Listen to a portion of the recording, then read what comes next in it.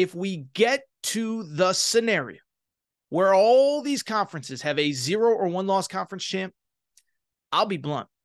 The team that, in my opinion, is looking like it is going to get screwed more than anybody else is the ACC champion and very likely Florida State. I don't want to say it. I don't want to root for it. Florida State fans are going to get pictures and videos of this and say that I hate their team. No. I picked Florida State to win the ACC in the preseason. I picked them to make the college football playoff in the preseason. But I do think we have to call a spade a spade. And I do think Florida State is in bad shape. And it's interesting, right? Because I'll tell you why it's interesting is because, so to be clear, I don't watch College Game Day. It's not a knock. I just don't do it. I watch 14 hours of college football every day. I don't need 2 hours of pregame as well. But apparently on College Game Day on Saturday, there was a big segment about could an undefeated Florida State team get screwed out of a college football playoff spot? I thought it was kind of stupid. I didn't see it. I heard about it. I saw Florida State fans getting mad. And I still believe, to be clear, if Florida State goes undefeated, I do think they're going to make the college football playoff. But why I bring it up is because on Saturday, maybe the single most important piece of news, as I said, Washington wins, Texas wins, Georgia rolls, whoever, Oregon rolls, etc. Alabama did play Chattanooga, whatever. I bring it up because there was one piece of news. While Florida State did go ahead and beat North Alabama, the big piece of news was obviously that Jordan Travis, their star quarterback, went down with a nasty, nasty, nasty ankle injury. And so I bring it up because I don't think there's been any official report, but it seems almost certain that he's out for the year. And I do think it opens the scenario where if we get the chaos scenario, all undefeated or 1-loss conference champions, that Florida State could be left out. I bring it up because of a couple different reasons. One, we're just going to have 5 for 4 spots. Like, that's the most important part. 2, obviously there's the scenario. If you lose to Louisville in the ACC championship game, then you're not a conference champion. Then Louisville, unless they lose to Kentucky this weekend, they would have a better argument for the playoff because they'd be the ACC champ. But if you lose to Florida this weekend, somehow, some way, Florida State closes at Florida, Louisville in the ACC championship game. If you lose to Florida this weekend, then I do think it sets up the scenario where if everything plays out the way that we expect, then you could be the one on the outside looking in. The reasons why are pretty straightforward, okay? So I think sometimes this gets lost in the conversation about the college football playoff, the current existing 4-team playoff. What gets lost is this, is we spent all year breaking down resumes and analyzing out of conference and conference champion and strength of schedule and this and that. The committee, the number one thing that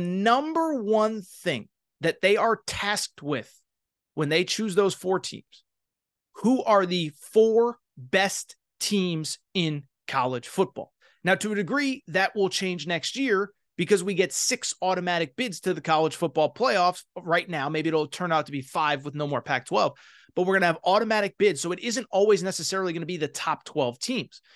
But I bring it up because this year, doesn't matter if you win the conference or not, if you're undefeated or not, if you have a tough strength of schedule or not, the committee's only job is to pick the 4 best teams. And if Florida State loses this weekend to Florida, I think it's going to be hard to argue that if everybody else takes care of business, that Florida State is one of the best teams. One, and this is like an old school NCAA basketball tournament thing, the team that they largely built their resume with wouldn't be the team that would be going to the playoff, right? This is the old Kenyon Martin thing. If you remember Kenyon Martin, 2000, Cincinnati. Cincinnati was the best team in college basketball that year. Kenyon Martin gets hurt in the conference tournament, the Conference USA tournament. I believe it was the Pyramid in Memphis. He goes down with an injury. They were clearly the best team in the country that year. They had the best resume going into Selection Sunday.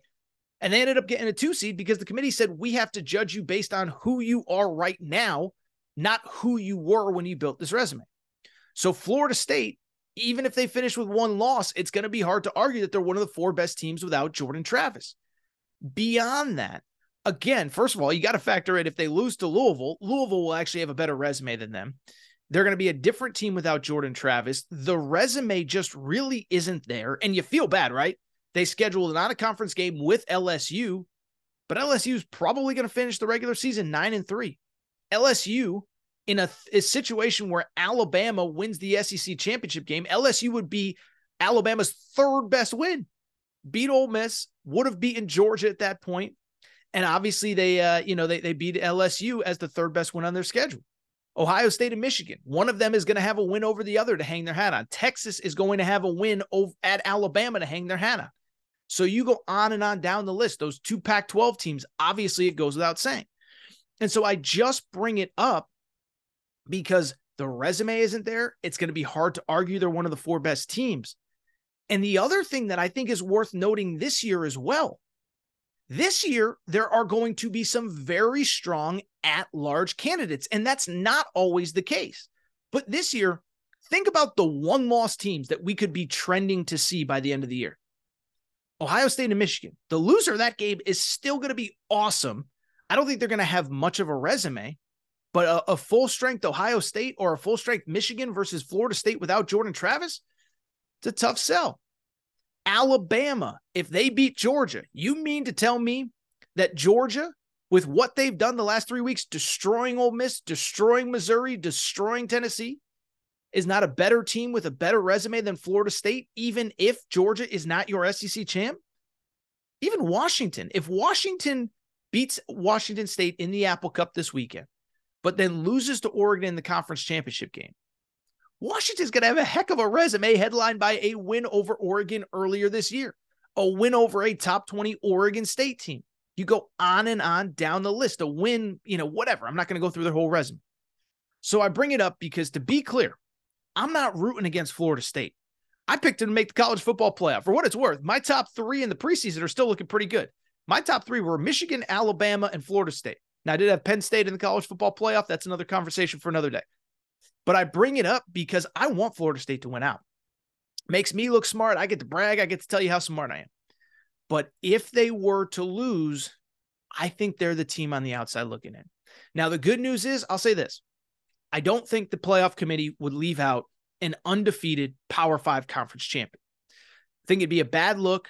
And more importantly, by that point, you'd have a win at Florida. Not great, but it's not terrible.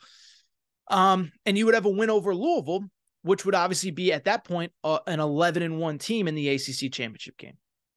So for Florida State, you got a lot of talking heads. First of all, I'm not rooting against Florida State, so I just want to make sure I make that clear, because I saw a lot of that in the lead up to Saturday. But at the same time, if I'm Florida State, focus on winning, focus on taking care of business, because you take care of business, you go 12-0, you go 13-0 with an ACC championship game, I think you'll be in good shape. But man, oh man, as I said, these almost upset Saturdays have not come. And increasingly, it is looking like we might get 5-0 or 1-loss conference champs. And if that's the case, I think Florida State could be on the outside looking in.